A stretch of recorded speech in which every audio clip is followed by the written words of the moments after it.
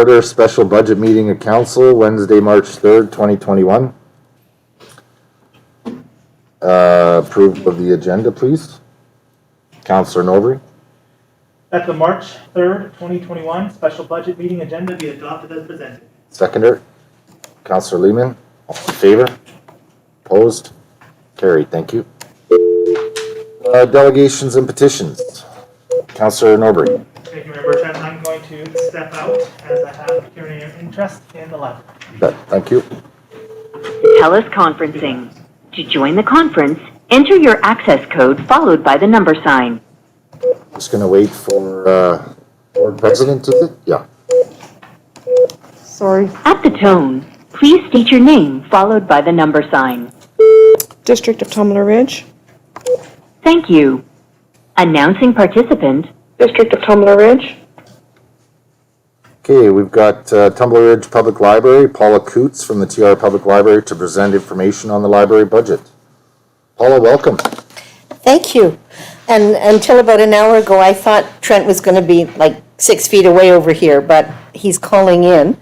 On behalf of the Tumbler Ridge Public Library Board, good evening, Mayor, Council, staff, and residents of Tumbler Ridge. Tumbler Ridge Public Library began 2020 as usual, averaging 200 in-person visits per day and getting organized to start a new year of library services and programs.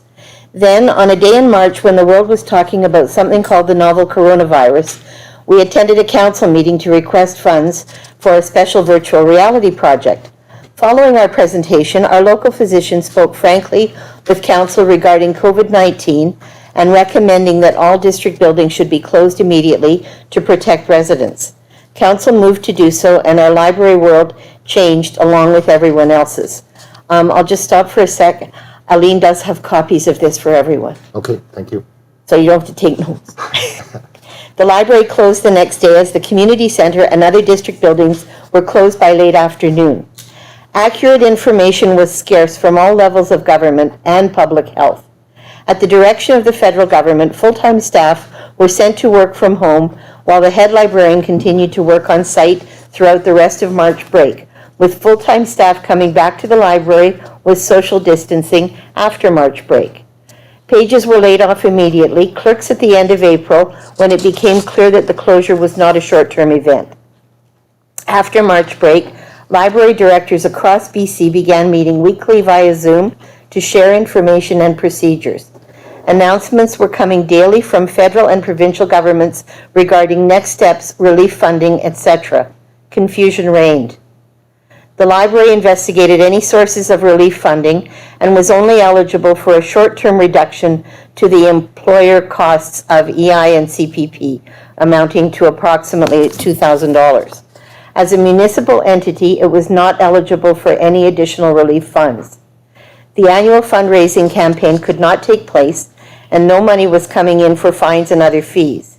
In addition, as WorkSafe BC and the Public Health Office developed new guidelines for operating, a safety plan was developed, and plexiglass, personal protective equipment, signage, and cleaning supplies were obtained in preparation for opening. These extra costs had not been included in the 2020 budget. While closed, the library continued to get calls from our clients asking for books, DVDs, printing, or faxing. Usually they were looking for things to do while isolating at home. We extended due dates and eliminated fines since the book return was not available. Staff continued to prepare and modify programs, canceling those that required on-site gatherings. Administrative and other tasks continued as existing staff did collection development, weeded the collection, and planned for the new normal. Non-contact home delivery became more popular, and clients were asked to keep library materials at home because no one was clear initially whether the virus was transmitted on surfaces or how long it survived on those surfaces. Due dates were lengthened, and once children's online programming began, craft components were also delivered to homes. Since this was a new situation for everyone, stress levels were high. As WorkSafe BC and the Public Health Office, the library reopened for reduced hours starting June 11th, 2020. Although our hours were reduced, we had extra staff working to control entry through the Roman walkway entrance based on our safety plan. Due to extra costs related to safety, we saw no overall cost savings. In fact, we found that the cost of almost everything increased, including books, shipping, paper, cleaning wipes, and so on. In September, to further protect staff and the public and to ensure that the library could remain open in the event of a COVID exposure event, library staff were divided into 2 separate cohorts. Each cohort worked at the library, then from home on alternate days. These were the full-time staff only, meaning that there would be staff available if one cohort became ill or was forced to isolate. Programs. Some programs, like Itchy Feet, had to be canceled. Others were modified and adapted to virtual platforms. It quickly became clear that our clients were still out there.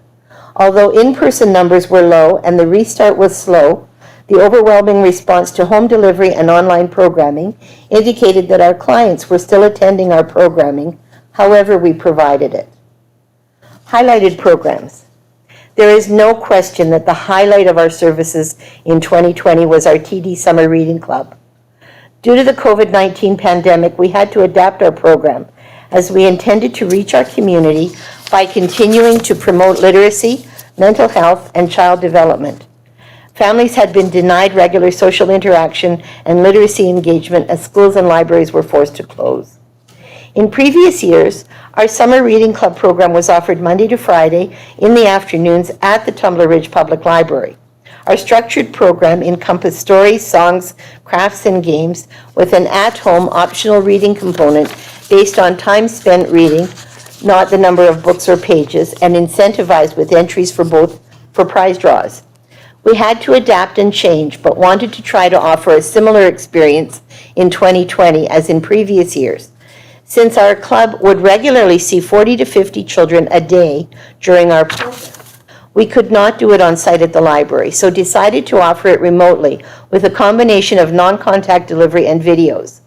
We continued to read and do daily crafts, but also created daily videos so families could follow along at home, while the summer students made the craft and read the stories. Thanks to the publishers who waived their copyright for the summer, we would read 3 to 4 books and create how-to videos for 2 crafts per day, Monday to Friday. These videos would be posted daily at 2 o'clock. Every week we created craft kits that we would deliver to participants' homes, leaving them on their doorstep Monday morning. These weekly deliveries contained 2 crafts per day for 5 days and included a picture of the completed craft in case they did not have internet access. Approximately 1/3 of families in Tumbler Ridge do not have reliable internet access. We assumed that families would have glue, paint, and markers and provided everything else they needed to make the craft. We also partnered with a local summer camp. We performed live story readings 3 times a week and assisted the group of up to 12 children with the daily crafts. This camp was on site in the community center, so social distancing and masks were used. What made us most proud of our program was how many children we were able to reach with it. We delivered 70 to 80 weekly craft kits to children in our community. This was a 20 to 30% increase over our in-person attendance in 2019 and was one of the highest participation rates in our region for a summer reading club at the library.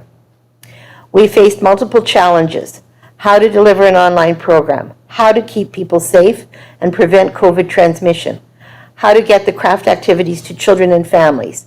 We had to purchase an iPad mini, a microphone stand, and a mount to record the daily videos. With our program delivered via video, staff had to edit those. This included cutting and stitching parts of the video together, speeding up craft sections, and adding music. The workload was immense due to having to prepare and package 10 crafts a week per child for 70 to 80 children. Then a staff member would load a full-sized SUV and spend 2 hours delivering crafts to homes. We were lucky to have our 3 summer students whose salaries were supplemented by a federal grant, in addition to our children's librarian. We were also provided space in one of the unused rooms in the community center so the students had a quiet place to film. We were given large paper bags by the local Home Hardware. These were used to hold the 5 days of crafts for each family, and they made it easy to deliver to the porches. Although at the beginning of the summer we were uncertain as to how we would pivot and still deliver our popular program to local children, we are very pleased with the results and with our statistics. I'm very proud of how the staff came through and delivered a fun, participatory program despite the limitations imposed by the pandemic of 2020. Although this happened just in February of 2021, I have to highlight it now because we had a very successful welcome baby party for parents and babies who were born in 2020. The library partnered with the Society for Children's Needs, School District 59, TR Children's Society, and Northern Health, although physical packaging, delivery, and facilitation was done by library staff. 22 parents and babies participated remotely in Tumbler Ridge, while 14 attended a similar event offered by Dawson Creek Public Library and its partners. Budget breakdown. In anticipation of another pandemic year, the library budget remains basically the same except for salaries, which have been adjusted by the board to accommodate the final provincial increase to the minimum wage. Based on costs and revenue in 2020, money was moved from professional development and travel to programs, since organizing and packaging program components has added costs. As neither a grant-in-aid nor a fee-for-service agency, the library plans to resume its fundraising campaign in 2021 and will seek additional grants to support planned online programming initiatives. For example, the library has done fundraising for several years, with one of our strongest supporters being Pattern Energy. In 2021, Pattern is increasing its donation by 150% because they support all of Tumbler Ridge Public Library's programs and services. Regarding the wage increase, any business has a hierarchy with a range of jobs that require different skills and training. Our request for an increase that amounts to approximately $20,000 is our third and final attempt to phase in the physically imposed minimum wage increase first announced in 2018 in order to maintain the differential between our entry-level pages and the clerks, the senior staff, and the head librarian. Pages perform basic entry-level tasks like shelving, recycling, cutting out craft components, etc., and refer clients to clerks and other staff for more detailed and varied assistance. Clerks are the frontline workers who are often required to multitask and who need more training and education. They supervise the pages. Senior staff require more training, have a wider range of responsibilities, and interaction with clients. Senior staff also supervise and train clerks and continue professional development. The head librarian administers all library activities, including finances, collection development, staff development, human resources, health and safety, and so on. The library is obligated to pay the new minimum wage, but there is also a responsibility to ensure that all staff are paid commensurate with the requirements of their specific position. The library, if given this year's salary budget, would be happy to agree to a 3-year term in which staff only receive the standard cost of living increase. We will be happy to answer any budget questions at the end of our presentation. The world did not realize how much we needed, even craved routines until they were taken away. Client feedback when we opened expressed that they were so happy we were back open again that they really appreciated having a normal part of their lives back. We noticed that a lot of the first people who returned were those who live alone. Much of our staff time is spent speaking with those whose isolation had destabilized their lives. Overwhelmingly, just allowing them the novelty of interacting with a person in real time was clearly important. Online programming numbers indicate how badly people need to interact and how much they missed it. Why libraries? We all grew up with libraries, those places to go to discover new books, new worlds, new information. Andrew Carnegie saw libraries as the great social equalizer. Years ago, it was rare for people to own books. Knowledge was held by the rich, the elite. Just over 100 years ago, Carnegie decided to change that. As one of the elite, he realized that libraries were a place where citizens could go in the evening to make themselves better. Common worker by day, intellectual by night. He funded 3,000 libraries, which became known as palaces for the people. Times change, and libraries aren't only that anymore. While they are still great repositories for knowledge, they also provide access to that knowledge from home via computer. There are people who don't have computers, internet, or who don't know how to use computers, and libraries have moved to meet this role too. But they're more than that. Somewhere along the line, libraries have become a keystone in the social infrastructure of our communities. Social infrastructure is the shared space where people can hang out and interact. That place that improves the quality of life for residents. That place that changes simply where you live to where you live. These are places like schools, churches, parks and recreation facilities, and libraries. These places bind us together. They're the glue that makes this town a community, and not merely a place where a bunch of people gather. When we neglect this social infrastructure, we grow more isolated. If we have no soccer pitch where kids can gather in spring, we have no place for parents to gather, to discuss, to disseminate news and ideas, to find out what's happening in the lives of others who share this place we call home. And the library is one of the most important. While the arena is a place where folks can gather together for the mutual benefit of our physical bodies, and the churches and other places of worship are places we can meet for spiritual advancement, the library is a place where members of the community can go to spark their intellect as individuals and as groups. Where children can gather to play games on the computer or read, where parents can bring their infants for lap sit, where the unemployed can come for help with resumes. It's no longer just a repository for books.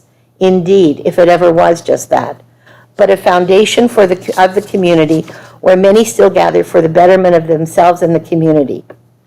Your library has become the place that makes Tumbler Ridge a community. We have evolved from being a place where you can borrow books and maybe use the computer, to also being a place that you turn to when you need to fill out a social assistance form or have someone help you make a resume and post it online. We've tried our best to keep up with the times, to keep providing that wealth of knowledge. We are more interactive. We literally bring items to people's homes. We are a social agency. Library reference work was initially finding an answer to a query that was straightforward and specific, like for a book report, but now it entails all aspects of clients' lives. We not only provide intellectual stimulation and diversion, we also provide a social network to help clients meet needs on every level of their lives.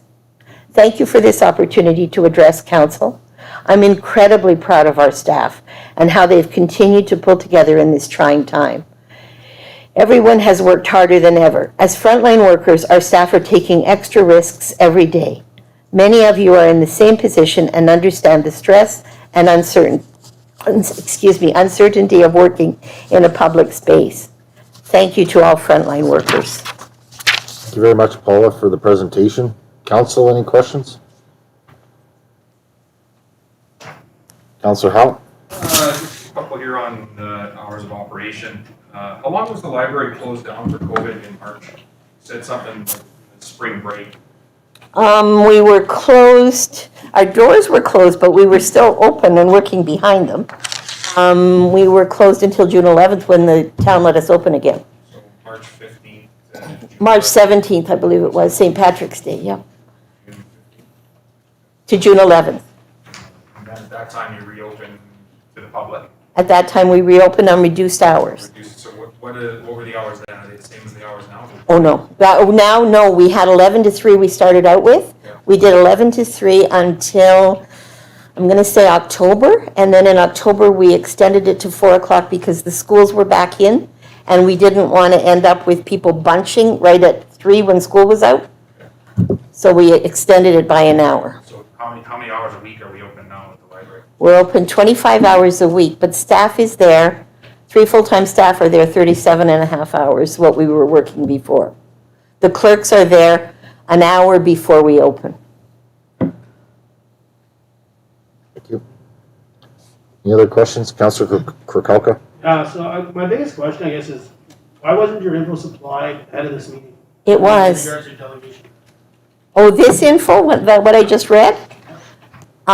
We provided, Jennifer had asked us for, the CAO had asked us for our budget and a summary by a certain date, and we gave her that, and then I wasn't told I needed to present anything before. I don't believe I ever have before presented it ahead of time. I think we've gotten your budget prior, but We've gotten the budget prior, but this presentation, I don't believe I've ever given ahead of time. Councillor, follow up? So the information I was looking at probably pertains to your budget when you talk about the cost whether there was savings or not with COVID. Mhm. If that's nowhere within your financials that you've supplied. That breakdown, I just heard that now. Because There there's, was no savings. Due to the, you stayed operational with staff in the background. even though you're yeah, and we had no money coming in from fundraising. Our fundraising usually brings in a huge chunk. It usually brings in my estimate's always $6,000. And we usually do that or better with our letters that go out to the businesses in town. But last year, with the confusion and chaos that was going on, we didn't think it was the right time to approach businesses.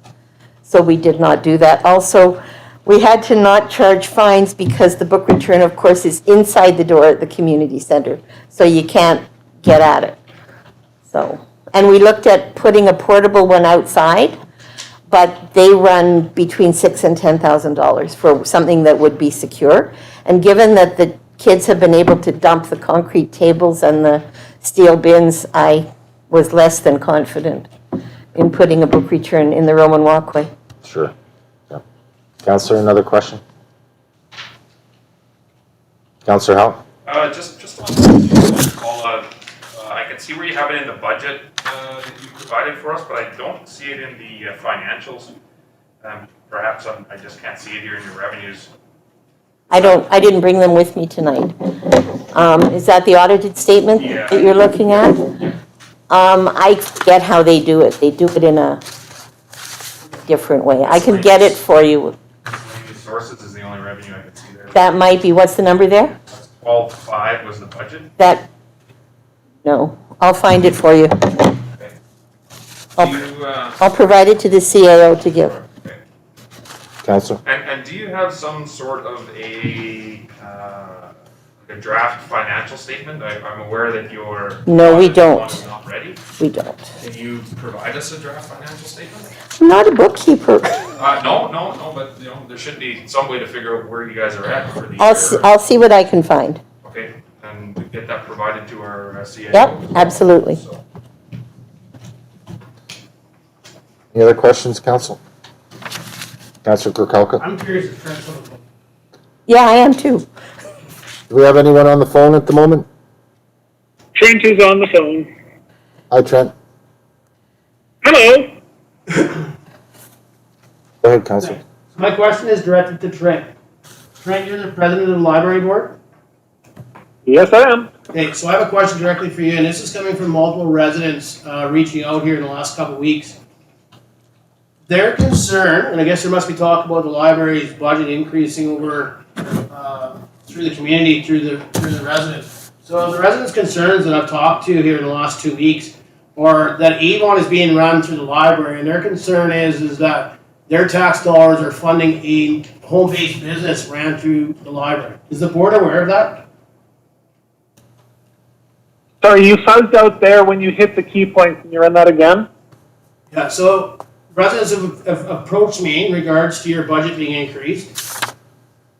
And their concern is if the board's aware, and maybe it is happening and maybe it is not happening, that we have Avon being ran through the library as a home-based business. Is the board aware that's happening or it's not happening? The board is aware that the library employee does Avon, and we have no concerns that, if there's kind of these 5-minute here and there interactions with her clients, just like, if I were to approach you and talk to you about something regarding hockey or something, backyard chicken. It is not being run through the library as best as I can tell. There are interactions with the business because they overlap, but now if there was anything specific that, it's kind of past this point that it's been observed, I have not observed it, and if somebody were to observe it, they might want to mention it to me instead of springing it on a council meeting. But Follow up. Yeah, so my question is, or I guess my concern is, I've been told they have reached out to, maybe not to yourself, Trent, but to other board members. They actually have seen staff go and pick up items from post office or wherever it may be, and it's able. Okay, well, like I say, this is not something that has bubbled up to my attention until now. Okay? So it would have to be something that I would have to find out a bit more about. Okay, so they can reach out to you. Yeah. Okay? Any other questions, council? Councillor Howell? So, Paula, the audited statement, you guys usually do the audited statement after, like, or is it the same time that ours is Same done? time. You utilize the same accountant? Yeah, we have to. It's part of the requirement of the bylaw, yeah. So, like, when do you normally see those? I get them, we have to present the SOFI report to the province by I think it's the 15th of May. And I always ask the auditors to get it to me by the 1st, if possible. Doesn't always happen. Go ahead. Yeah, so like, when you guys get the funding from the District of Tumbler Ridge, what does that carry you until? Like, is it a one lump sum thing? Like, do we transfer that money to you July 1st, and then you No. utilize that for the year? Or is it- Because we're a line item, it's always been, but we don't share the same bank account. We have a separate bank account. So for the other departments in the district, the money's there, so it's there in January. We're not in that position, so usually what finance does is issue us a check at the beginning of the year for a quarterly amount that matches the quarterly amount that was paid based on the budget of the previous year. And then they wait for the budget to fall out, To make up the, however it does, whether it stays the same or increases or whatever. And then they give us the rest. It's not been the same any year. It's sometimes, I know we were trying to get it so that once the budget was done, it was the rest of the money. That was the feeling of the previous staff, and sometimes it was like that, sometimes it's quarter. But, go ahead. So, and like, what I'm getting at is, like, so Yeah. year end for you guys is the end of the year. end of December, yes, December 31st. Yes. So your expenses for 2020 should be Yep. accounted for, Yep. and what you spent. Yep. What you brought in. for yep, and we're 2020. taking our auditor's stuff next week, Okay. yep. Okay. Any other questions, comments, council? Councillor Kirkowka? Well, I'm wondering if you could explain the summer student thing in regards to supplemental wages. I'm sorry? To the supplemental of the wages? Yes, So we, you actually hire summer students, or you use those funds to supplement some of the wages, like you move some of your clerks around or something? it's a contract, it's Canada Summer Jobs. And we apply for it every year, and we ask for different numbers of students. The last couple of years, I've been asking for 3, and we were sure glad we had 3 approved last year. But there's an age restriction, so it depends how old our kids are, our students that we have working, whether they qualify to get the grant or not.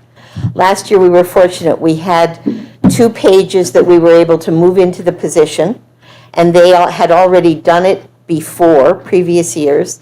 And then we hired a senior. I apply for 2 student positions, and I apply for one that's slightly senior, trying to get a university or college student who can come in before the end of June so that they can help to plan and develop the programs. Last year, we were able to get someone, but because of the timing with COVID, we only had them from, I think we had him from about mid-May. We didn't have him for the full term. But Canada Summer Jobs is very strict. If they give you 8 weeks, they give you 8 weeks. You have to use that 8 weeks. And it can't be 2 people. It has to be 1 student designated. Paula?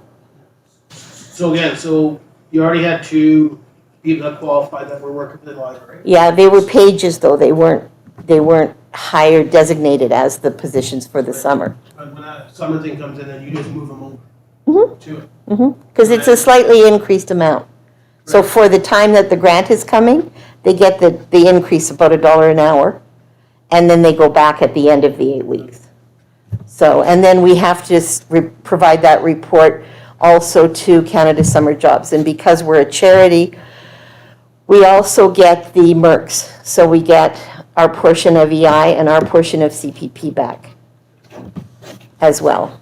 So we have, Bob Zimmer's been on our side for that grant. It's been very helpful. Good. It's good to hear. Any other questions, Council? Councillor Lehman? Just one thing, in 2020, your wage expenses went up, even though you were closed for 3 months. Is that because of the wage increase, or? We did have an increase last year. We had cost of living increase last year. Okay. Any other questions, Council? Councillor Majinski?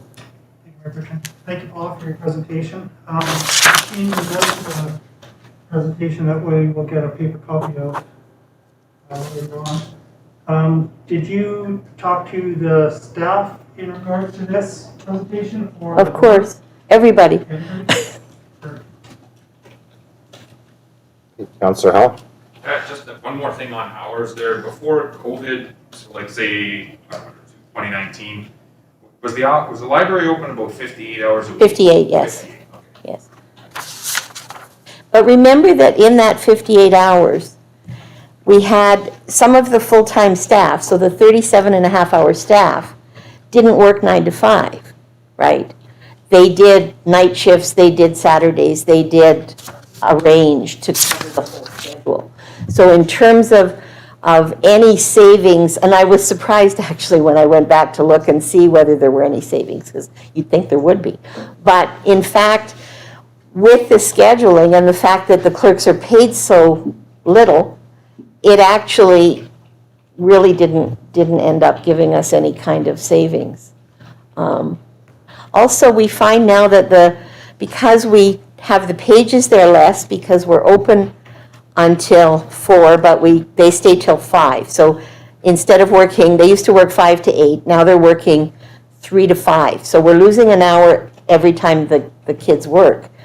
And so that gives us less time to use those students to prepare crafts and to do some of the more basic tasks. So I'm finding, and it's the same with clerks, with having them there less, we're having to use the other staff, the full-time staff, to do more. So it's more labor intensive for the senior staff because we're having to do so much more with the programs. Because the programs are crazy. We posted our March break program the other day, and in 2 days we had 90 people registered. We had to close registration. Wow.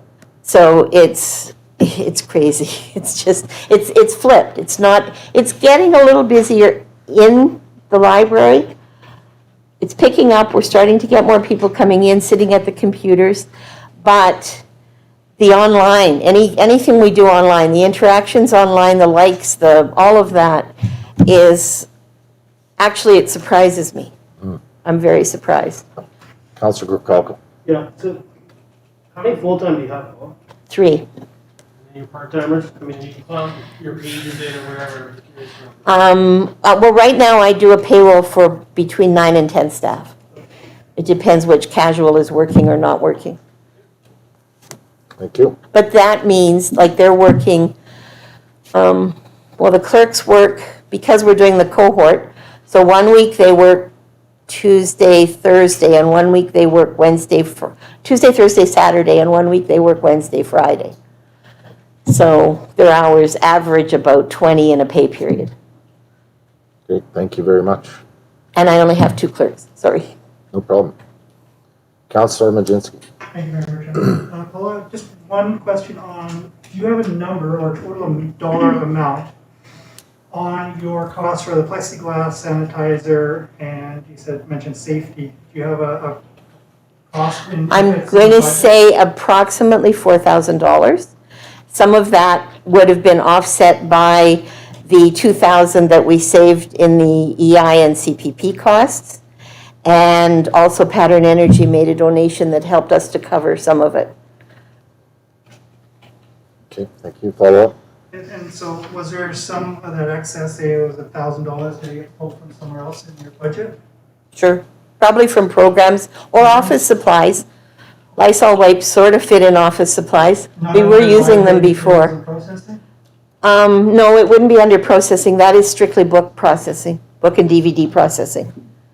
That's library material processing. It's a charge that shows up on our vendor invoice. So that's totally separate. No. And I just have one question, Paula. Does the library keep track of how many people are coming in every day? So are you gonna have statistics on a COVID year of what? Usually we do, but our gate that counts for us is on the other door. So we've been trying to remember to keep track, but I'm afraid it slips down. And I have to say that that's in a huge sense comparing apples and oranges, because this has been such an exceptional year. And that's why I'm telling you that how much response we're getting to our online Absolutely. presentations, because there are people who are still afraid to be out and to be in places. And so we're still doing home deliveries, we're still doing all of that. And I think it's going to be really hard for a couple of years to look at statistics from one year to the last for anybody, just because it's so different. Yeah, I do think though, in the future, the statistics, even on the online participation, is gonna be a big Absolutely, and driver to future programming, sure. if I had to guess, I'd guess 50 right now. Councilor Majinski? To follow up with that, Mayor Bertrand. Isn't your checkout system digital, so it's all computerized? So you'd be able to check out and see how many books are actually withdrawn from the library? Well, that we can count, but Not physical we, bodies, right? not bodies, the counters on the gate. So that would be one way to check, is by how many books are. Except that that's not the only thing that we do. No, but it is an important, It does give us, and certainly I'm interested, I do a report for the province, a statistical report, and I'm interested to see, they have changed the questions this year in light of COVID. So I'm interested to see what they're asking us and how we're going to be going at it. Because if I, for example, if I say, okay, I'm only going to count online sources and electronic sources, as it is, it's always hard every year for us to calculate how many hits, because all of the databases have different ways of counting and measuring, and separate passwords and everything. So we've got our website, we've got Facebook, we've got the provincial, we've got our library catalog, we've got provincial databases, many of them. We've got a separate system for our ebooks and our audiobooks. So I'm interested to see how they're going to ask us and compile all of that together. Once I've looked at that and figured it out, I'd be happy to share. yeah, I would definitely be interested. I think, when you ask the question of what value does the library bring, as many statistics as possible Yeah. is really what shows it, I think. Appreciate your time today. Thank you very much for. Thank you.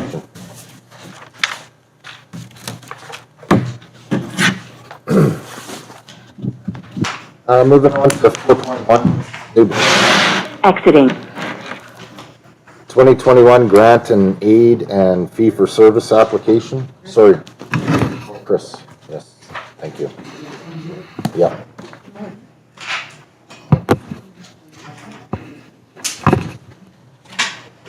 Jumping ahead here.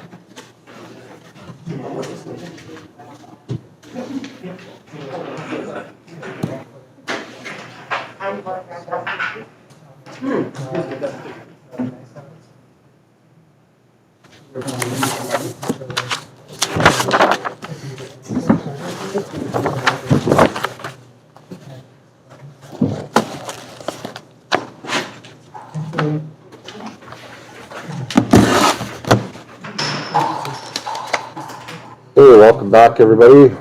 4.1, 2021 grant and aid and fee for service application. Report dated March 3rd, 2021 from the Cheif Administrative Officer to seek approval from council for 2021 grant and aid and fee-for-service applications. Recommendation, please. Councillor Howell. One-year fee for service be approved for the Tumbler Ridge Chamber of Commerce at $30,000 for grant writing services. Seconder.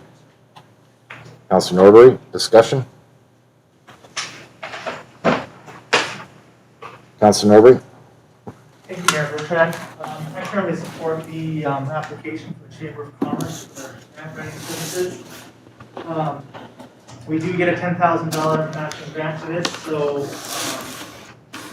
we are not paying the full $30,000. I did see their report, what they brought into the community, bringing a lot of money into the community. Great way for organizations and groups to get a little bit of grant writing experience, as the chamber is quite experienced in writing grants. So, Thank you. Any other comments, questions? Councillor Kirkowka. Yeah, so it's not that I don't support Chamber of Commerce. Well, obviously, NDIT gives us the $10,000 when it comes to grant writing. My concern is listening to other business owners within the community, and their concern is that Israel's just giving them money, right? So we're really giving them $20,000. They're asking for 30, but the 10 already comes from the NDIT. So instead of saying it's a $30,000 grant and aid, why don't we do it equivalent to the business license fees that we collect for 2021? So instead of being $10,000 plus $20,000, if it's $16,000 that are collected in the business fees, that's the amount of the grant and aid. And the reason we can't give them just the money right from the business license, it's against charter. But that's a concern with businesses, owners in the town, is how do you ask the chamber to fight something against the people that are feeding? So if a business has an issue with the way that this is doing something, to me it seems like when they go to the chamber, it's hard for the chamber to come before council or to staff and argue it, because we're actually the ones that are funding them. So to me, if they upset us, then why would we fund them? Well, when we say it's equivalent to the business license fees, it's actually the businesses that buy the licenses that are supporting the chamber anyways. Yes, it's a grant aid, but it's the amount. So it could change year after year. I mean, this is a 1 year anyway, so it's being equivalent to whatever we bring in 2021. Councillor Howell. Just with what Councillor Koch is saying, do we, in order to get, I guess this would be a question back to staff, in order to get the $10,000 from NDIT, do we have to put up 20,000? Like, is it equivalent of 50%, or No. put up 10,000, they'll match 10,000? I don't believe so. I think the grant available is a $10,000 grant. I think the 20,000 is just a contribution by district, but I'll double check with Ms. Thompson. Thank you, Mayor Bertrand. So my understanding from staff is that we get 8,000 from NDIT, and the district puts in 2,500 to get that full grant.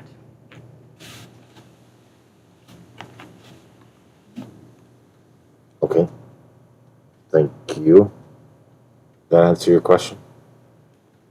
Go ahead. Yeah, so what, do we have any idea what the amount would be that Councillor Koch is suggesting here? Is it close to $20,000 that we get in business licenses? Ms. Thompson? Thank you, Mayor Bertrand. Through council. So in 2020, our actual business license fees were $21,820. And for 2021, this amount is $22,000 budgeted. Thank you. Councillor Norbury? thank you, Mayor Bertrand. I think when we're talking about the correlation between business licenses we get giving to the chamber, we're supporting a grant writer that is how the Chamber of Commerce can raise funds, right? I'm thinking of what is a grant writer valued to us? And for me, $23,000 is absolutely worth the grant writing, because it's the chamber, this grant writing service isn't just for businesses, it's for everybody. So when we make that relation, I don't think it is 100% accurate, and if we have that parallel, it's not quite there. So I think it's an interesting idea. But, don't think it should be done that. Okay, thank you. Councillor Kukalka? Yeah, and I actually don't think they're asking for $30,000 just to run grants. They're asking it to help run the organization of the chamber. The chamber is for members. Most members are usually business owners. Or home businesses, working businesses, whatever it may be. I'm not saying that and I thought it was $10,000 that the NDIT grant was for, and I believe we were told that at one point. So if it's not, I'm not saying to touch that grant. If the grant's $8,000, the staff is saying, they should get that. And I think, Ms. Thompson just said they're budgeting for $22,800 for 2021. That's what they would get equivalent to the business fees. You can't just give it to them. So they end up pretty much the same, actually just over $30,000. But if we have a year that drops, that's what they would get if that's what council decides that year. This is a one-year thing. But to me, it helps other businesses that have complained that, how does the chamber come in here to complain to the hand that feeds them? Pretty hard on the chamber side, I think, when they have concerns from business owners to bring it back to the organization that's giving them the funds. In the same aspect, when you say it's equivalent to the business license fee, it's really the businesses that are, to me, subsidizing the chamber of commerce. The district doing it through a grant aid, but it's the money. Councillor Hall? Yeah, this almost gives incentive to the Chamber of Commerce to go out and get businesses that aren't within the Chamber of Commerce, or people that don't have a business license. Maybe they know of some around the community, and if, you know, the more they go out and solicit those people and get more business licenses done, it's more revenue they're gonna get in. And to me, it just seems like they're gonna get more money out of this altogether. And it seems like a win-win situation what Councillor Coutts was proposing, so I don't see anything wrong with his idea. I won't be supporting the recommendation on the floor if Councillor Coutts is going to put one up similar to it. So, Okay. Councillor Norbury? What happens if we start getting in $40,000, $50,000 in business licenses that the chamber doesn't need? It only needs $22,000. And then now we're taking that money out of revenue that we could use for the district, right? And that's, I think, where we need to differentiate here. I think they're asking for this amount because that's how much they can win a chamber for. Let's give them what they're asking for, not more, not less. And when we're looking at the future, we could be potentially inhibiting their ability to operate the chamber, and additionally, giving them more than they need to run away from us. So I think we should give what they're asking. Okay, thank you. Councillor Kukalka? Yeah, I got two things in my mind. So the first one would be, I'd like to hear from staff in the last 3-4 years of business license. I imagine they have it in front of them. I know I could flip through. I don't need an answer, but it gives them a chance to look those numbers up on 3 or 4 years. Give it out. I'm pretty sure we're not giving out $40,000 or $50,000 in business license. I mean, if we get $40,000 or $50,000 in business license fees, that's awesome. You know, that year maybe council has to come up with a different idea. And the other concern or question I would have, and I read through their stuff and I don't see it in there, but I understand their board has 3 members and a paid staff. Is that enough members to run a board with their bylaws? And does anybody know what their bylaw states for running a board? Yeah, I'm not positive on that, as well as the board members. Ms. Thompson, are you aware by chance? Thank you, Mayor Bertrand. I am not aware what their bylaws are. Okay, thank you. Councillor? So, I mean, I won't support the recommendation on the floor. I kind of like my idea. I hope it gets worked. That's up to council.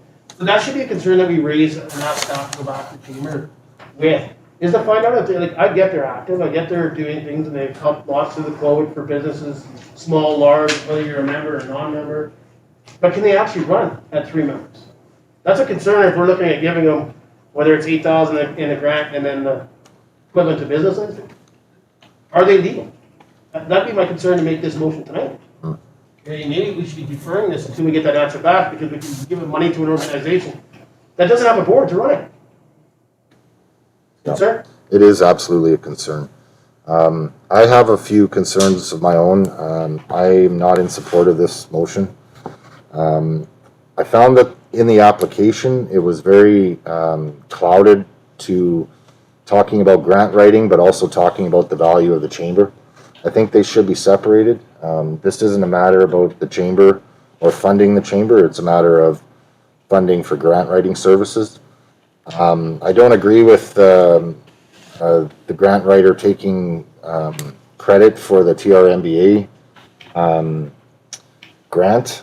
of $500,000. From what I understand, the TRMBA did the majority of that grant and presented it to the grant writer and didn't make it easy on him as far as deadlines go. So I don't agree with that as far as the $1 million brought into the community. And I think my biggest concern is the wages that the executive director is taking from the Chamber of Commerce. Those wages, in my opinion, are a full-time wage. And I'm sorry, but in a community of 2,200 people, a Chamber of Commerce, in my opinion, is not a full-time job. So I was aware the Chamber 3 years ago had $95,000 in the bank, and it's being dwindled significantly. So that's not very good fiscal management, in my opinion, and I'm quite disappointed to see in the report that if the Chamber does not receive this grant writing grant and aid, that they will not be able to continue. That's not very good fiscal management, in my opinion, either. So I'm definitely not in support of this motion. Councillor Majinski. Do you know the timeline of the grant writer service, year to year? Like what the time frame on it is? When is the end date, start date? Ms. Thompson? Thank you, Mayor Bertrand. Staff completed an application to NDIT in January, and we have to name who our grant writer is. So for 2021, the Chamber has been named as the grant writer. If something should change, NDIT is quite amenable to working with us as well. Thank you. Councillor? So does that mean they've stopped services in January? Ms. Thompson? One moment, please. Please.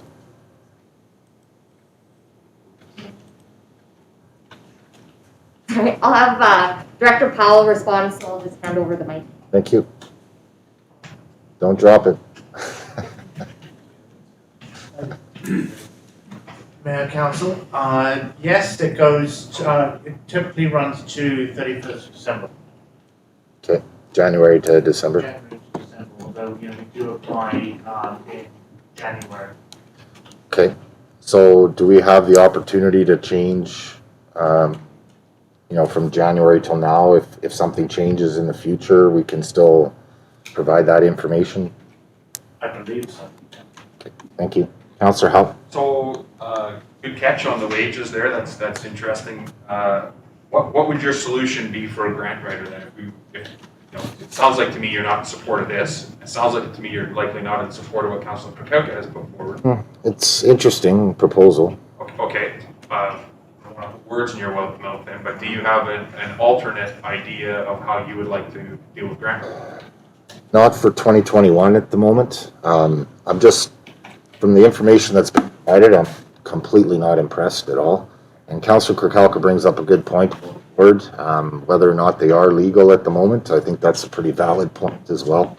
But no, I don't have a solution at this point. Councillor Norbury. Thank you, Mayor Bertrand. The Chamber has, the grant writer has brought in a lot of money into our community every single year. It's a little lower this year because of COVID, and a lot of organizations are unsure of what they're doing right now. So I think it would be fair to say that, I think it's fair to say $20,000 for $500,000 to our organizations is a good deal. But in non-COVID years, I expect our money to be much higher. I understand that you have concerns about the wages being high for this year. It is a COVID year. The next year, I would hope that we see a little more bang for a buck, and I believe we will. Grants are not something that is quick and easy. It does take a lot of time. If we want Chamber support, how much money are we willing to put into getting support for our local businesses? This is an opportunity to help our local businesses, and I think we should always be finding ways. Okay, thank you. Councillor Lehman? Thank you, Eric. I think Councillor Pekauka has a relatively good idea. I'm also wondering, because we've considered an in-house grant writer, and the other thing is, if we put it out an RFP, to see if anybody's interested. I think to say that, you know, the grant writers brought in $500,000 for the year, I don't know, that remains to be seen whether or not, or how much we actually did it. But that's beside the point. But I think we definitely have to look at alternatives and see so that we get the best bang for our buck. Thank you. Councillor Kirkowka. I don't want to stop the debate here, but with some of the concerns that have been raised, I mean, I think in regards to funding an organization that may not be able to run until they can actually get board members, I have a concern of voting on anyone. Whether I won't support this motion, but I'd like to put the other one out, but I think this should be deferred until staff can reach out to the chamber to get some of that information back, to make sure that we're not, whether it's this motion that's supported by council or other motions may be supported or not supported, but before we make those motions, we should make sure that they're actually, that we can actually fund that. That's that would be my concern. Like, I don't know what their bylaws are, but 3 members seems a little, I'd be concerned about that. Yeah, and in the application, as far as the governance structure goes, it just says Board of Trade, board, 1 employee, so it doesn't specify how many. I definitely agree. I think that's a very important piece of information. Councillor. I'll make a motion to defer. Seconder, Councillor Kirby. Discussion, Councillor Howe. Don't we have a motion on the floor still? We can still defer. Okay. Yeah. Any motion on the floor, we can defer. Okay. Or motion to defer. Any other discussion? All in favor? Opposed? Carried, thank you. Second recommendation, please. Councillor Howe. That a 1-year grant aid be provided to the Tumbler Ridge Society of $3,000 for continued development of the fairground. I think that was a misprint in the motion, Councillor Howe. It was stated in the application it was for $30,000. Are you wanting to make the motion as you read, or that correction?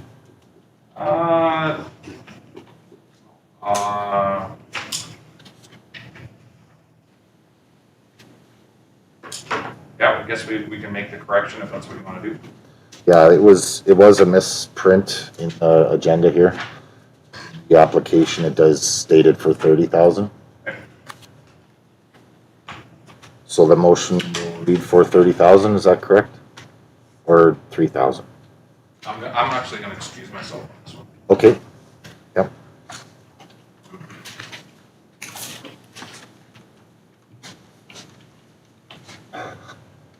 Councillor Norb.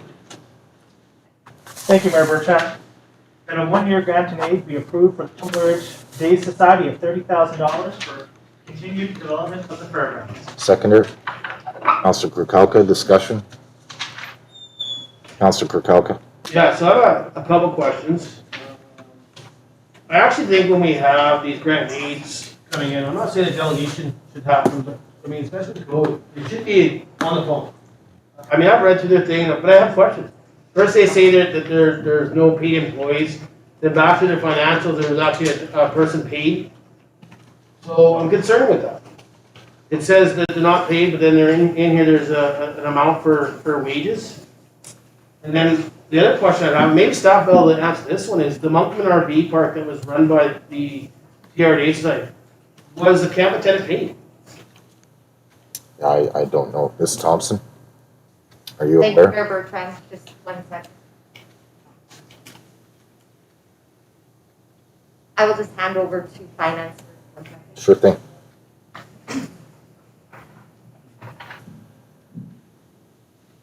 Hello, Mayor and Council. The monies for the RV park it was a contract, so it was only contract price paid through the revenue. There, we did not employ any employees through our payroll. To follow up? Yeah, so I wasn't looking at it as payroll through our, the district. I'm curious from their side. Like, I've read through it, but I'm curious. Like I said, I have concern when it says that we have no paid staff, and then on their page they have executive director, small amount, $2,000. Now, is there something maybe missing from when they ran the campground and there was more expenses paid out to that?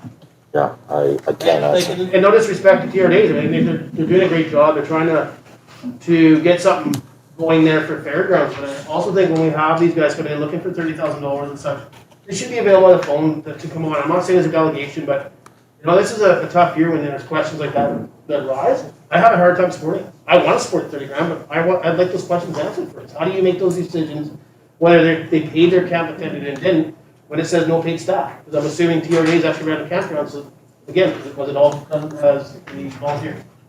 Yeah, I don't know. Councillor Norbury? Thank you, Mayor Bertrand. I support the request on the table. I mean, Councillor Karalka brings up some doubts. I agree in that in the future it'd be good to have these people on the phone to answer some questions, but that doesn't change what they're asking for here. The cost to build the fairgrounds has gone up. And they want to be able to complete it. I want to see them get their project across the goal line so we can have a functional place out there. You know, I was under the impression that they took on the role of the an RV park so that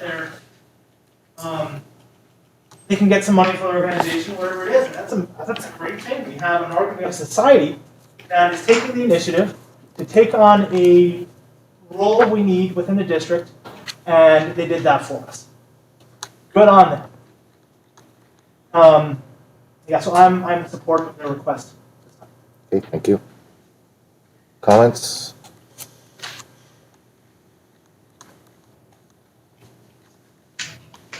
Okay, call the question. All in favor?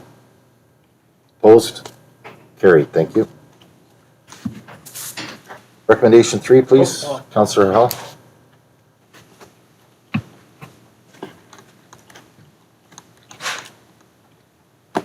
Recommendation 3, Councillor Norbury.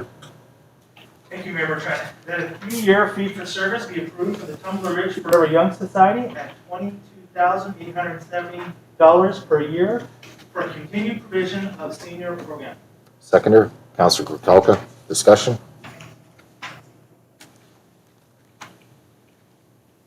All in favor? Opposed? Carried. Thank you. Recommendation 4, please. Councillor Kurkalka. The 1-year grant made to be approved for the Tumbler Ridge Mountain Bike Association at $30,000 to aid in the construction of a paved pump track. Seconder, Councillor Kirby. Discussion?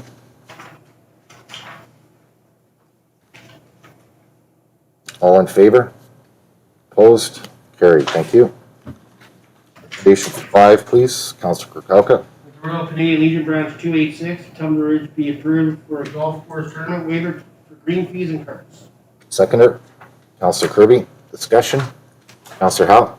So, don't we have a policy on how many times we can let the golf course go out per year, something like that? Is it twice a year? I think there was 3, I believe. 2 or 3. 2? Ms. Thompson? Thank you, Mayor Bertrand, it's 3. 3? Thank you. Councillor? And when do applications for that need to be in? Because I remember in previous years, we've had people come in and try to, you know, we need to push this through right now. Is this the only one we've received? Ms. Thompson? Thank you, Mayor Bertrand, Council. This is the only application we have received. As far as the date, 1 second. So it is January, right at the beginning of January. Okay. Any other comments, questions? I think this is a long-standing waiver that we have in the past. 1 of 3. Councillor Majinski? Do you know in the past years how much the cost would have amounted to approximately? Not exactly. Or estimate, or how many participants? Not exactly, no. Ms. Thompson, are you aware? Thank you, Mayor Bertrand. Staff have estimated what the cost is this year. It is on page 6. So we're estimated between $1,980 and $3,600 depending on participants and their age. So right now I don't know what the previous years were, just what staff is estimated for this year. Thank you. Councillor Murphy? Thank you, Mayor Bertrand. I believe in our package it said they're estimating about 60 people to come. Out of town coming in, I think that's great. You know, good way to get some people coming in, seeing what we have to offer. Any other comments, questions? All in favor? Opposed? Carried. Thank you. 4.2, 2021 operational budget, report dated March 3rd, 2021, from the Cheif Administrative Officer to seek approval from council for 2021 operational budget. I'd like to move this for discussion. Seconder, Councillor Kurtelka, all in favor? Opposed? Carried. Thank you. Thank you to staff for putting this all together. We asked for more information and we certainly got it. Thank you very much. It was nice to see a breakdown of it all, and I do see some recognition of where we can improve on that budget as well, including the wages going forward and that sort of thing. Thank you very much. I know it was a lot of work and a lot of overtime. Thank you, Ms. Saunders. Appreciate it. Council, anyone want to start? Councillor Howe? I spent about, 3.5 hours today with the CAO and the CFO going through every question that I had in it. We had a lot to go over and a lot to cover. There were some outstanding items, and I don't know if if staff had a chance to review any of those items, and if they had any answers to them. Ms. Thompson? Thank you, Mayor Bertrand. Ms. Saunders is prepared the answers, but I will speak to them. One of the questions that Councillor Howe had was recycling and returns. Hang on. So we didn't increase the budget for recycling and returns because it is an additional recycling and it's new. And Ms. Saunders and I tend to be on the conservative side of our budget, so we did not increase the revenues for recycling this year, even though we do know that we will be getting an amount back for our baled recycling. Another question that Councillor Howe had to do with inclusive facility passes. So punch passes are the only items allocated here, so we will actually be reducing the budget, or change the budget to 10,000 and rename the line item. I believe that amount was 50,000. And so once we looked into it, we will reduce that to 10. 1 second, I have to just. Yep. Yeah. In regard to the curling rink lease, we don't have that answer yet, so we'll be looking deeper into that one for you. Solid waste contracted, into expenditures. Solid waste contracted services, it should be budgeted as part of a recycling, and we'll need to adjust the budget accordingly. Recycling contracted services, I believe Mr. Beal is able to answer that.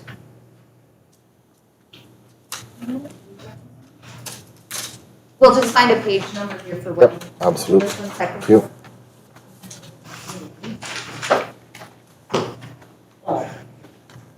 On page 12, under solid waste administration.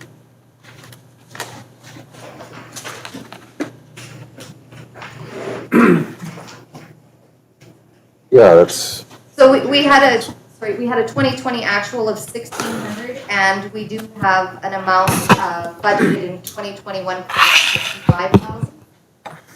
Yes, thank you, Ms. Thompson, Mayor and Council. In my discussions with Laura today, our CFO, I wasn't sure why that increase is in there. We believe it had something to do with the expenditures that we did with the AIM trucking that we've had to haul our bulky waste out, our wood waste out at a period of time, which is calculated in recycling now. So I'm not sure why that expenditure is, or the budget amount of 65,000 is in there for 2021. I didn't make that change. okay. Ms. Thompson? Thank you, Mr. Beal. So we'll look into that a little bit further and see where that amount came from, and get back to council on that one. Thank you. Another question where roads and streets crack filling under contracted services. That amount should not be in the budget, so we will be removing it. And this is an operational budget draft number 1. So we do know that there are changes to be made, so I ask for your patience. We do have a few things to change. Sure. The other question regarded the Visitor Information Center telephone. And so the phone for January was $531.26, and the internet was $784. So those are correct amounts that we are allocating to the VIC telephone. It's $15,000, I believe, a year. Wow. Councillor Kirkowka. So just on that, that's our cost and not the contract that's running the visitor center? Ms. Thompson? One moment, please. Thank you. I just needed to confirm, but we do always pay that. The district does. Councillor, follow up. So yeah, just a quick follow-up. What's in their contract for the running of the community, or for the running of the visitor center? That's not, I mean, you might have the answer, that might be something to look into. Just, I mean, $15,000 that we have it, that's over there, we're paying somebody to run it for us. Maybe it's not in the contract, then so be it, but if it's within the contract, that that's something for them to take care of, I think that discussion should happen. Ms. Thompson? Thank you, Mayor Bertrand, through council. So we will look, I'm not aware of exactly what's all in the contract for the geopark. So I will look further into that and get an answer back to council. Thank you. Other comments, questions? Councillor Howell? So, on page 14 here, it talks about the cost of metals. When I had that discussion today, what metals refers to is white metals, correct? So that's what we think is going to cost us now for us to implement recycling white metals. Fridges, and you were telling me about the revenue, $13 a fridge or stove or whatever it is. Are we going to also have something on the revenue side of it, breaking out what recycling is actually making us? Because in my argument since day one, that recycling is very, very, very expensive for the district of Tumbler Ridge. And I want to see what we are getting for revenue. I'd love to be able to eat my words in here, but I think recycling is very, very, very expensive for Tumbler Ridge. And I want to see, and is there any way that we can do that? Can we break those things out so that you can show, here's what we got for white metals, here's what we got for the rest of the scrap steel bins, here's what we got for cars, here's what we got for pop cans or cardboard. Because to me, if we're gonna lump it all back in with the cardboard and the recycling that we're doing now as one line item, it's gonna be very difficult for us to see where we were before and where we are going with recycling. So I don't know if that's possible to do that, but the way this is set up right now, it is not very clear. And I think we talked about that at length. And I just hope that we are able to make it more clear so we're able to track it and follow it, so. Okay, Ms. Thompson?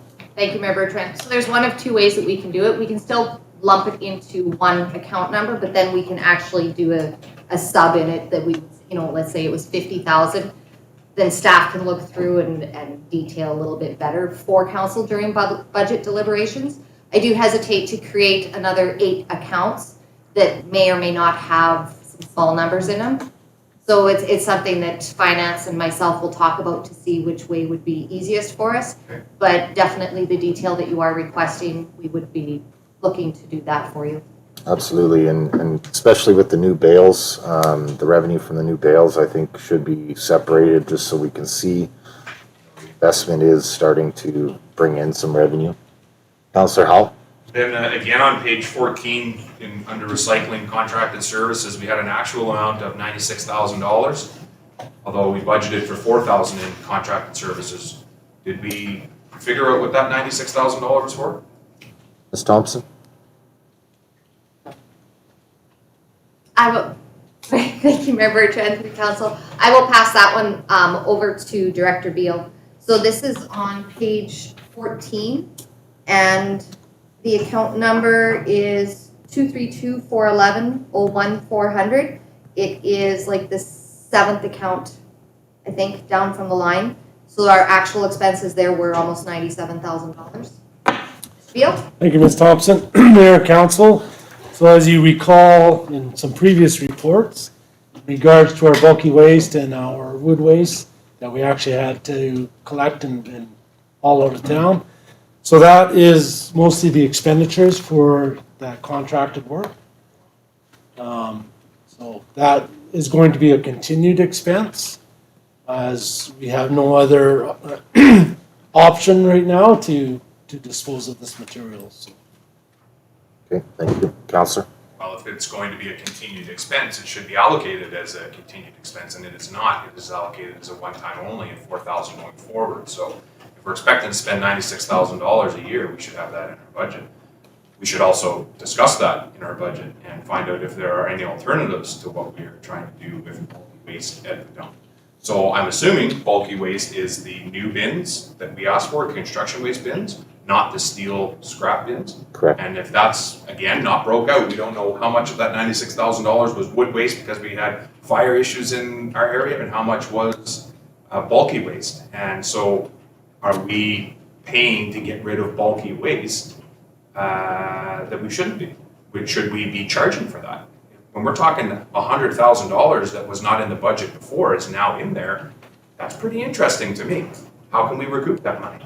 When we talk about $100,000 that we're spending, it's a hell of a lot easier way to put in a weigh scale when we're spending $100,000 to throw that money away. So just, if it's going forward, we need to start having these conversations. Yeah, Ms. Thompson? Thank you, Mayor Bertrand, through council. I will pass that back to Director Beal.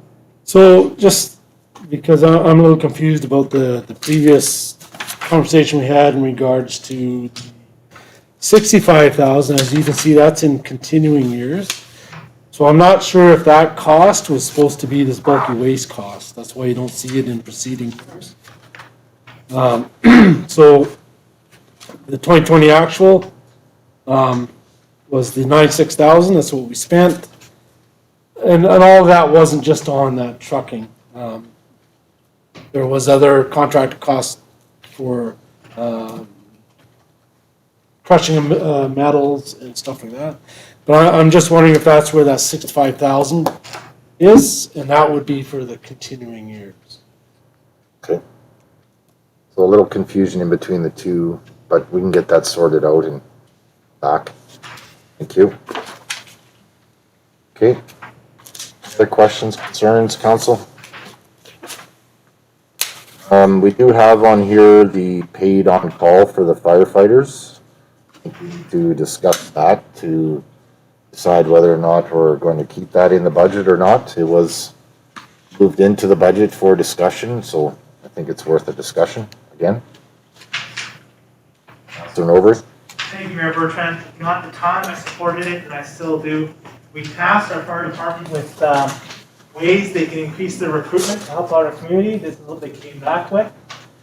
And I think there was a genuine cost being on call, which they should be accounted for.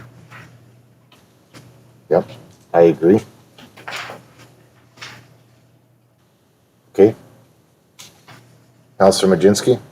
Just on page 9, under fire administration, it's the second one from the bottom. Fire admin recruitment costs at $1,000 budget. Did we not have a discussion to how we could help out recruitment in here as a council? And if we were to bump up that number at one point, I thought we had, I might be mistaken, but I thought we might have added to that instead of just having $1,000 as a set number there. Not that I'm aware of. I know we did ask Chief to come back with a report with some options on recruitment, but I don't remember bumping up the budget.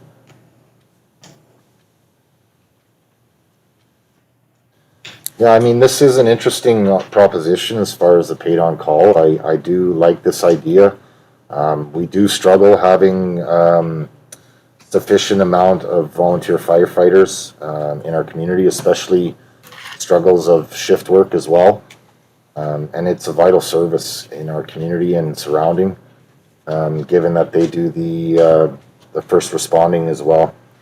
So it is expensive, but I think it might be worth a trial run to see if it is going to make a difference on recruitment. So I am in support of it.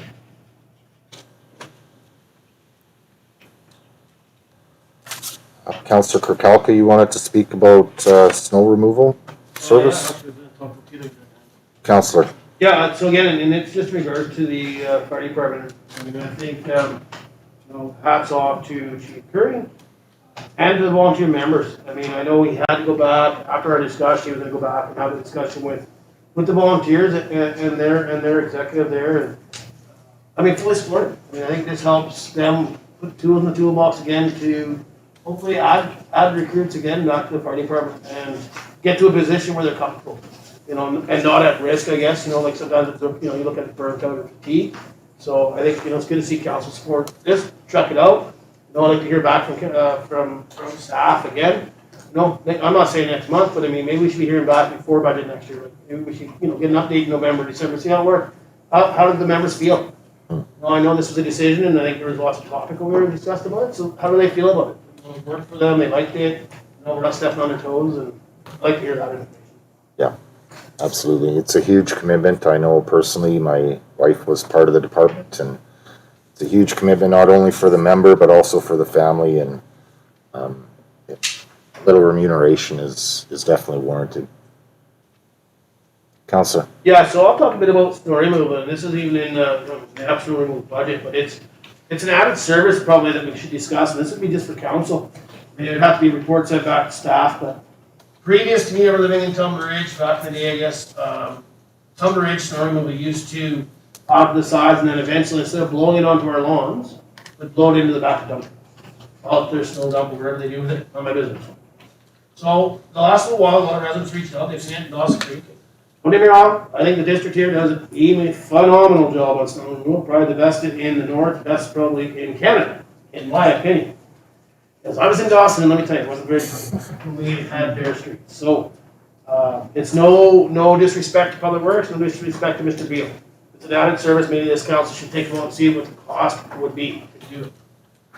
So to me, I'm not getting in line with what Mr. Beal would need to do or his staff would need to do, but instead of blowing it whenever they need to blow it, I think this year, probably lower snow amount than normal. We blew twice down my street. I can't talk about the rest of the community.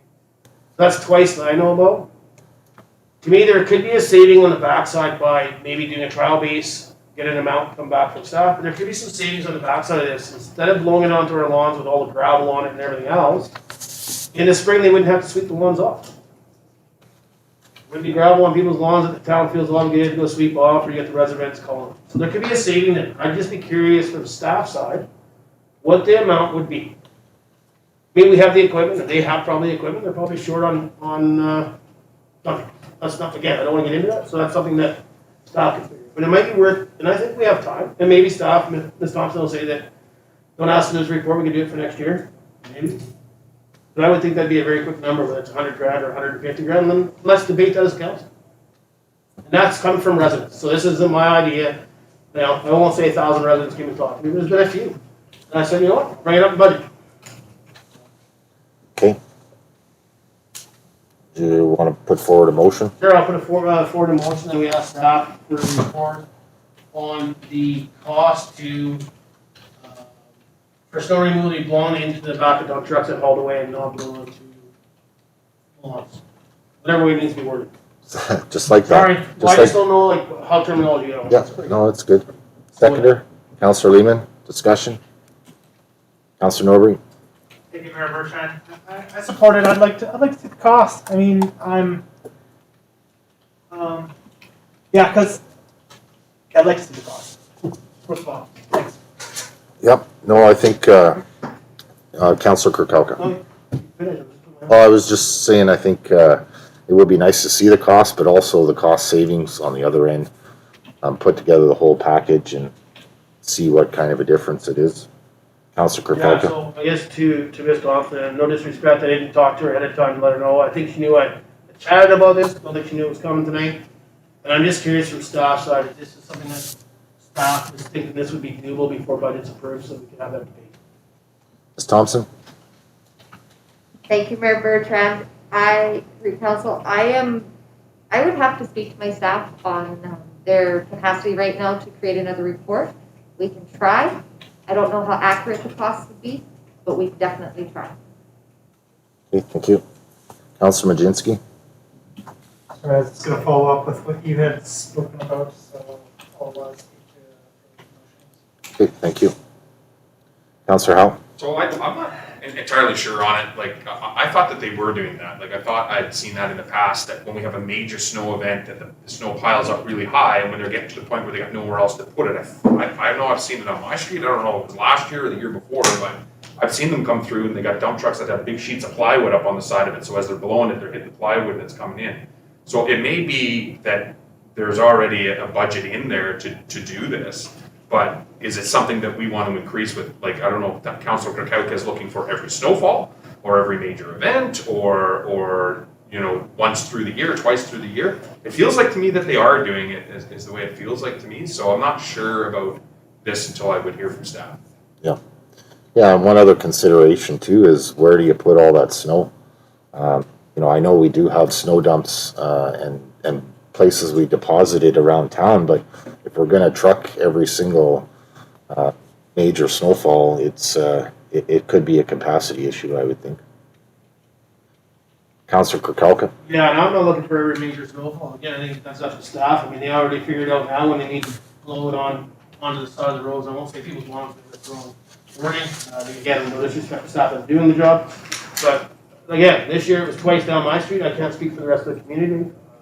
That's twice. So maybe it's 3 times. Maybe the staff does got the report saying that we should budget for 4 as a phenomenon. I don't know how many times they did even last year. It's not my job to count. And I don't know about the council house, and I know they do cul-de-sacs, but they use the loader. I've seen it down my street, not the loader. Okay. All in favor? Opposed? Carried, thank you. Any other questions and concerns on the operational budget? Councillor Majinski? I did come in and talk to Ms. Thompson today, but I'm just going to bring to Leah's attention on the municipal ticket fines and impound fees. That is not listed here. And they're going to search out the proper heading for that. It shows that we didn't have any costs Okay. or charges. Okay. So we kind of see Yeah, where our concerns. certainly. Councillor Howe? I've got 2 other ones that I just want to run by staff.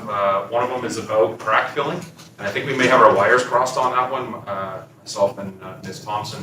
I was looking where crack filling is in the budget. If I understand correctly, we used to do about $20,000 a year in crack filling, and I just kind of wanted some more information on what we're doing there.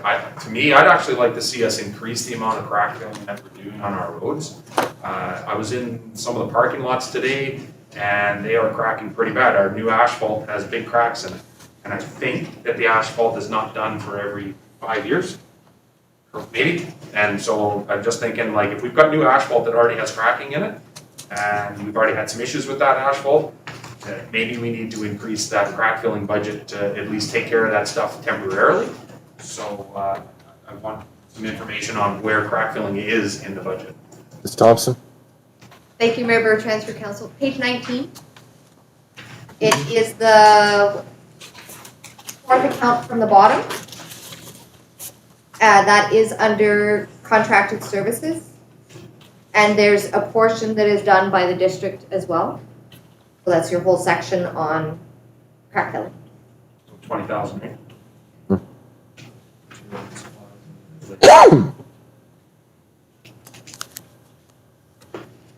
Not including wages, yep. Councillor Howe? Yeah, there is a bit of actuals in there for wages there. You have to increase that to, or add that to the 20,000. But like, I'd just like to hear back from staff. Like, what are you seeing out there? Like, you know, am I out to lunch here that the asphalt, the new asphalt that we have is not cracking? Not to say that just the new asphalt needs to be done, but could we, if we increase that budget, do they have the capacity to take care of it? Do they think it would be a benefit to the community? Ms. Thompson? Thank you, Mayor Bertrand, through council. I'll have Director Beal respond to that. Mr. Beal? Thank you, Ms. Thompson, Mayor and Council. We do have a crack filling program that we implement every year. As you know, though, in 2017, 2018, we replaced a considerable amount of asphalt, which has reduced our need to crack fill in those areas. The parking lot that Councillor Howell just mentioned, I've noticed that cracking. So we haven't had an opportunity with the cracks weren't there last year. We don't crack until spring and summer. We do have a new process this year where we actually use heated blocks as opposed to the, it was more of a liquid type, I forget the technical term for it right now, but it didn't hold up very well. This new process seems to fill the cracks right up and seems to bond much better. So the crack filling service is ongoing. It's every year. In regards to some of the other parking lots and some of the other roads, just keep in mind, council, that those roads are past their life expectancy.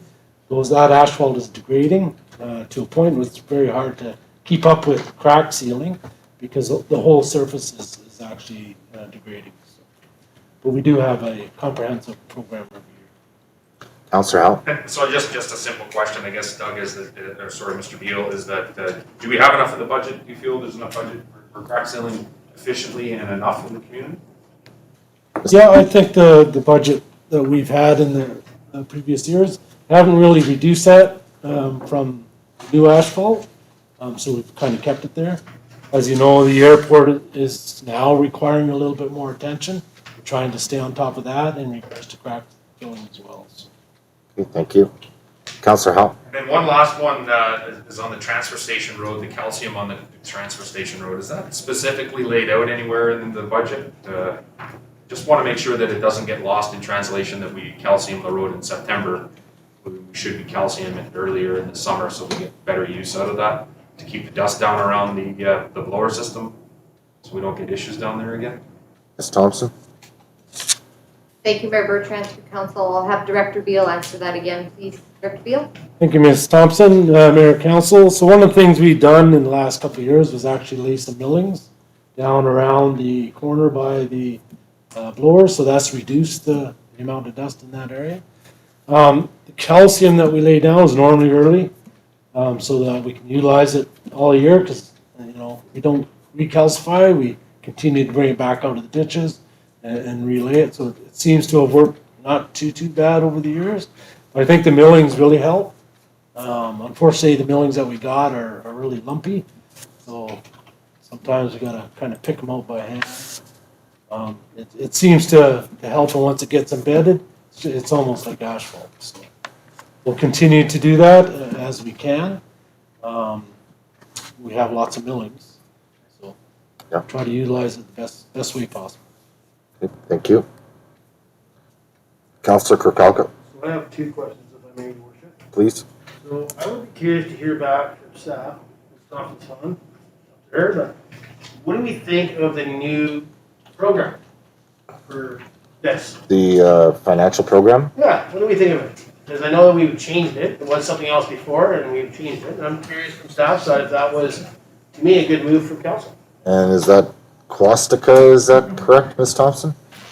Thank you, Mayor Bertrand, through Council. So the new program is called Questica. Unfortunately, with myself and with Ms. Sanders, we are not completely comfortable with the system at this time. It needs some work. We need some training in order to be able to use it.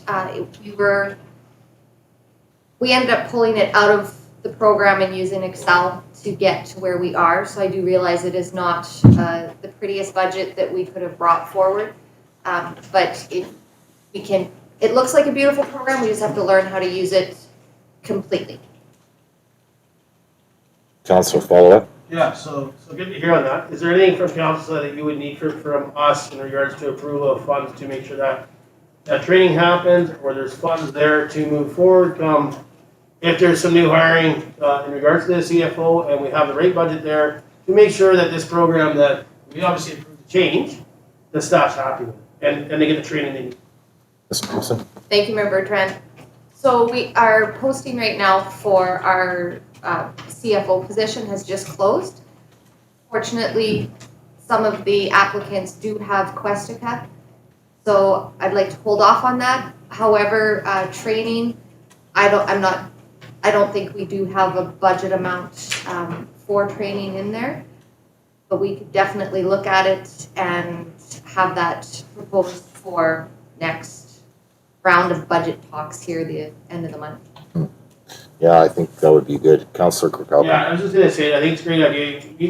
I don't want to get into the CFO concept that you mentioned, but even if somebody has it, I think having a training budget to make sure that if there's a tool they need, that they can reach out and get it, they have funds to do that with. I think staff should hopefully add that and bring it back. Absolutely. Go One ahead. last thing, and I think I'm good. So again, back to Ms. Thompson. I don't want to blindside council. I'm not sure how many people have been in to talk to Ms. Thompson, so if it's, maybe not everybody knows about this, I apologize, and I apologize for Ms. Thompson because I've been in to talk to her about it. But I know in some discussions, probably in the last month or so, there was some talk in regards to maybe a position going to be looked for, whether it's contract or whatever Ms. Thompson is looking for, and I believe it's not within this budget that I can find it. And I'm curious from her side, if she wants to elaborate. I don't want to get in and say your ideas. I know we talked about something, you made a couple good ideas, and I see it's not in the budget. And I have a motion prepared that I want to put it into your budget. And I just maybe have a discussion with the rest of council before I make motions, because that way hopefully I get support. Did you want Ms. Thompson to respond? Ms. Thompson, please. Thank you, Mayor Bertrand, through council. So I know that I have had some discussions. We actually didn't put any additional wages in budget this year. I'm still finding my way forward, and I didn't put anything in budget because I figured by the time that I would be prepared, it probably wouldn't have anything until later this year. So in talking with Councillor Kakauka, you know, he was asking if I had increased budget for wages or contract services or what I needed for help for this year, and I said no. But we had already prepared the budget by then, so if council would be amenable to it, we would appreciate being able to increase the budget for possibilities that would be coming further on in the year, not necessarily tomorrow, but we should have probably included in the budget. Okay, thank you. Councillor Kukalka. I just want to thank Ms. Thompson for that. And I mean, again, I was in and talked to her, and I think she was trying to hold off, but she wasn't sure with capacity level that maybe she's at, other staff's at, if it'd be something that'd be worked on. I said, to me, I'm more in favor of seeing it in the budget, and if that does not happen, so it's a surplus. To me, it's better than coming, whether it's June, July, August, September, October, and asking for unbudgeted funds because we need to hire somebody. So I have a motion that I want contingent contract/salary for administration be added to the operating budget for 2021 in the amount of $90,000. Seconder. Councillor Majinski. Discussion? Did you get all that, Ms. Thompson? Do you want reread? Yeah, I can read it. Take the mask off though. That a contingent contract/salary from administration be added to operating budget for 2021 in the amount of $90,000. Thank you. Councillor Kukalka, did you have your hand up? I did. So again, I think, you know, I'm not taking this idea. It was just a discussion with Ms. Thompson, and I think, to me, again, I'm more in favor of having it there than to approve unbudgeted funds. So I fully support the recommendation I put on. Thank you. Councillor Howe. Okay, maybe I'm just out to lunch here, but what's the $90,000 for? What are we hiring? What are we doing? For Ms. Thompson to hire somebody?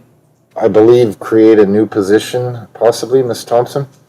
Thank you, Mayor Bertrand, through council. So at this time, I don't know what I currently need to move forward. Okay. You know, whether or not I do need some help by a contractor coming in, or, Gotcha. you know, what I'm doing once we figure out our capacity in that. We're still learning that. And so I didn't budget any additional funds this year. However, in our talks, let's say, like you said, it comes June and I'm just like, yeah, we're full at capacity, but I don't have budgeted funds. Then I hold off for 6 months or longer until I have new budget. So to have a contingent fund for the possibility of what may come, I know it's not the best thing. That's why I had kind of held off, and then we'll struggle by the end of the year. Councillor follow-up? Yes, sorry. No.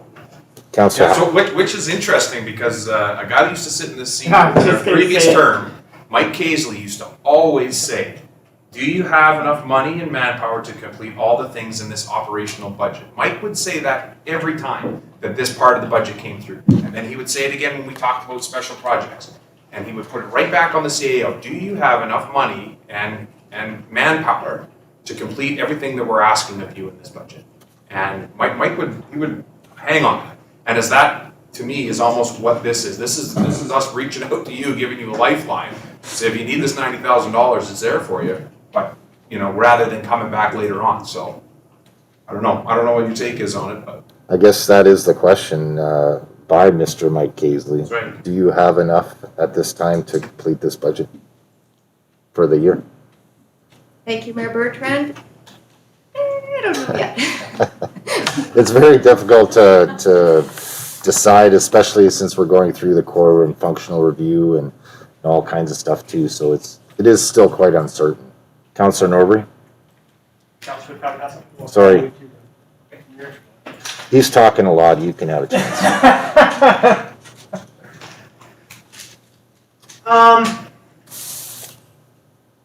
You know, we heard it just now for the first time, so after a little bit of digestion, I believe that our CAO is pretty financially responsible. You know, my discussions with her, she is not, you know, throwing money willy-nilly. And if this amount is not used, I'm sure it will not be used unless it's needed. So at this point in time, if there is a shadow of a doubt, I would rather see it in the budget versus unbudgeted funds, so line. Thank you. Councillor Kirkowka, then Majinski. Yeah, so I'm gonna say two things. Councillor Howe took one, and that was with Mr. Casey, always brought up during budget season, and it was forgot to be mentioned here last year during budget season. So hats off to Councillor Howe to make sure that was mentioned. But that's what that's for. So in discussions with Ms. Thompson, you know, there was talk of that. Right now, she's capacity. She can't even look at some of the stuff. Maybe she has thoughts that there could be some added. So I think it's an option. Like again, Mr. Casey always asks that, and here it is. Because if again, I'm like Councillor. Nowhere, thank you. Sorry. Yeah, I'd rather that than try to come back and unbudgeted funds. You know, we have the budget set, we kind of idea, and it doesn't mean that something comes off and there's something going on. I mean, obviously we're always here for that, but I think it's only the right to put another tool in our toolbox. Yep. Councillor Majinski. Thank you, Mayor Bertrand. So when it's considered unbudgeted funds, we'll still come back to council for review. Mr. Thompson.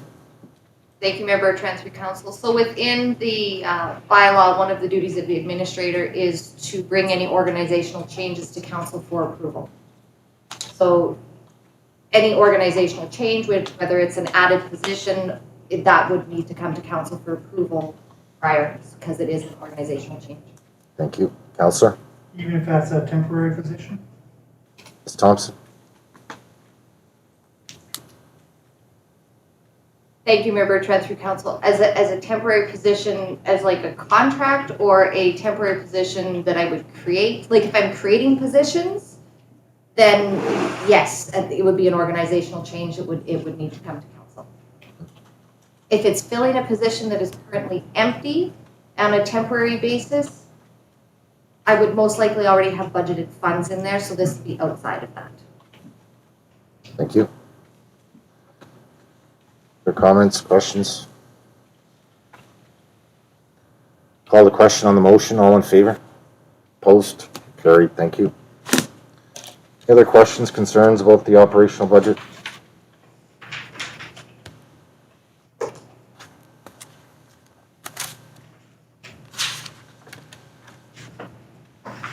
Okay.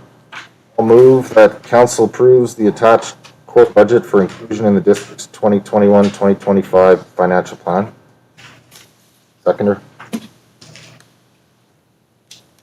Councillor Lehman. Discussion. Having second thoughts here, Ms. Thompson. We have talked about quite a bit of, so maybe we should defer this one until next one. Thank you. Motion to defer. Seconder, Councillor Kirkowka. Discussion, Councillor Kirkowka. Yeah, so I'm not fine with deferring it for it. The only difference is when it does come back, I would like the library separated again from our separate discussion. Okay. Make I'll make that, a motion. please. For discussion, I guess. Thank you. I thought we carried it. Thank you. It's okay.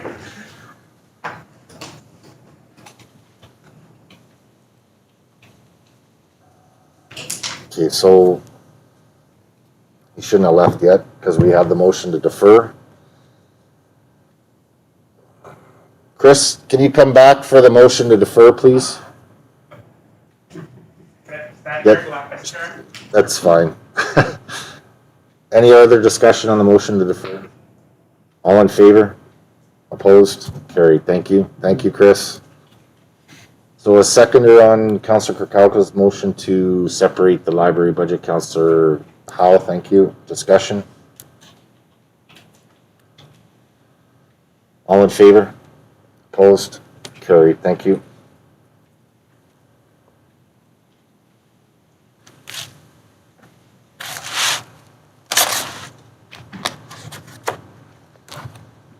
Okay, so moving on to 4.3 Peace River Regional District budget information.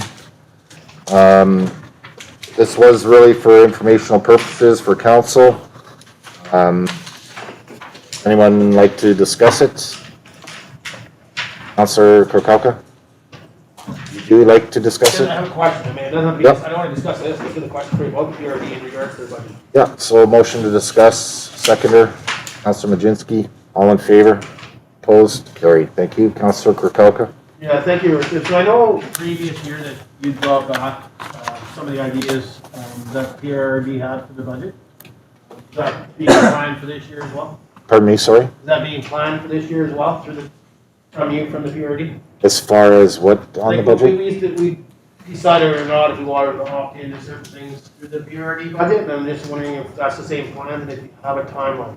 No, that function of the economic development function, under further investigation of that function, the letters of patent didn't support what that function was being used for.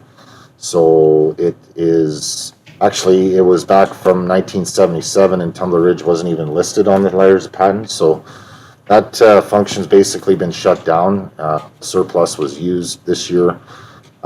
Given out to a couple of organizations, but also be funded back to all the communities. The surplus in that function, and the board needs to discuss and have a conversion bylaw to recreate that function and include Tumbler Ridge in that function as well. So no, that won't be coming back again this year. Any other questions in regards? This year it was, if you go on the website, it was very well presented by function, separated by function. Last year it was a spreadsheet of 800 pages, so it was quite difficult to follow along, but this year it made much more sense. Each function was broken down. It showed exactly which communities or areas were contributing to each function. So out of the 54 functions in the regional district, we contribute to 10 of them, I believe. And our biggest one is the regional solid waste, which is approximately $12 million budget again this year. But yeah, it's quite a big organization, but I'm still wrapping my head around it. But this year made a lot more sense to me, so I was able to present it to council. Hopefully it makes sense to everybody, and if you have any other questions, I'd be happy to answer. Or try to, anyway. There is also, as well as that conversion bylaw, economic development function, there is on the table discussion to create new functions for the geopark and the museum. So that has passed the board resolution to look into the idea.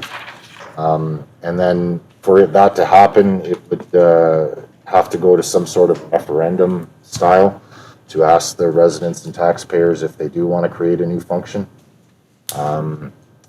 I argued for that function and also separate functions for the two of them because I feel that they do have different services that they provide, drastically different. But both of them really make up the core of our geopark and what's significant in it. So it's definitely a worthwhile function in my opinion. It certainly will have the options of everybody, I think, to decide whether or not they want to become part of that function. Not everybody may want that, so it is possible that there will only be a few contributors, but there's also a new function being created for the Gotta Go project, and that's the Alaska Highway washroom facilities. There's currently 2 that the regional district is taking care of, mile 202, and there's another one up there, I forget the mile, but that's a new function being created as well. So, any questions, comments? Okay. Question and answer period, Ms. Thompson, did you receive any? Thank you, Member Trent. I did not receive any questions. Thank you.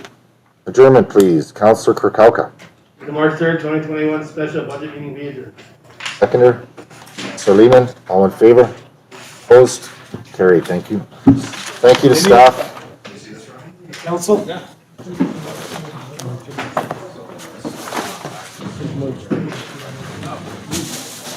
Hey, yeah. Oh, shit.